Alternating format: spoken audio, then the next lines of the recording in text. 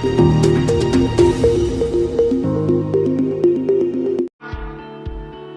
ने हम सबके आदरणीय नेता लाल कृष्ण आडवाणी जी को भारत रत्न देने की घोषणा की। पीएम मोदी के इस ऐलान के साथ ही न केवल बीजेपी नेताओं, कार्यकर्ताओं, बल्कि देश के तमाम उन लोगों में खुशी की लहर दौड़ गई।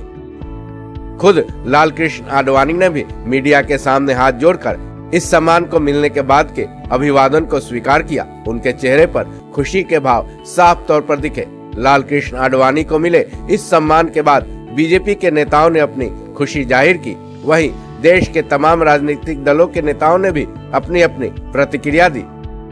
हालांकि कई नेताओं ने आडवाणी को मिले इस सम्मान पर खुशी तो जाहिर की, लेकिन तंज भी कसते चले गए। सपा के अध्यक्ष अखिलेश यादव से लेकर मनोज झा, जयराम रमेश, मल्लिकार्जुन खड़गे वगैरह नेताओं ने भी इस पर अपनी प्रतिक्रिया दी। सबकी जुबान पर आडवाणी को मिले इस सम्मान का स्वागत तो था, लेकिन कटाक्ष की भी कमी नहीं दिखी। चलिए सुनते हैं बीजेपी विरोधी पार्टियों के नेताओं ने इस बारे में क्या क्या कहा। ये भारत रत्न अपने वोट को बांधने के लिए दिया जा रहा है, ये सम्मान में नहीं दिया जा रहा है। सम्मान तो है खैर उस बात को, क्योंकि भारत रत्न है, लेकिन अपने वोट को बांधने के लिए। इस देश के 40 बरस, तकरीबन 40 इयर्स, 4 दशक उस विवाद में गए हैं। हमने अपनी ऊर्जा उस विवाद में खोई है जिसके जनक थे आडवाणी जी, मंदिर मस्जिद विवाद। बहरहाल अब तो मुझे लगता है कि क्या ही कहें, एक पैराडाइम शिफ्ट हुआ। फिर डॉक्टर राम मनोहर लोहिया, उनसे बड़ा समाज में संदेश देने वाला तो हुआ नहीं समतामूलक समाज के लिए। उन पर क्यों नहीं नजर जा रही प्रधानमंत्री जी की, बस यही कहना। आडवाणी जी को जो दिए हैं ठीक है, उसका हम स्वागत करते हैं। 2 में आडवाणी जी ने नरेंद्र मोदी जी को बचाया था।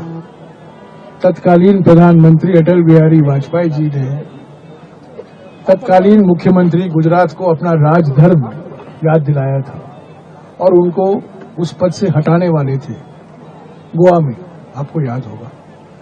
पर अगर एक व्यक्ति उस मुख्यमंत्री को बचाए थे गोवा में, वो लाल कृष्ण आडवाणी जी थे।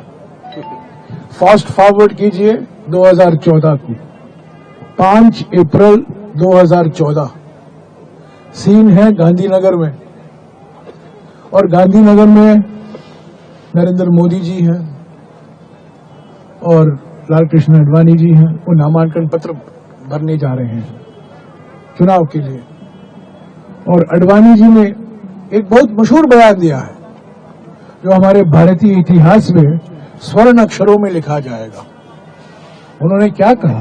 5 अप्रैल 2014 को उन्होंने कहा, नरेंद्र मोदी मेरे शिष्य नहीं है।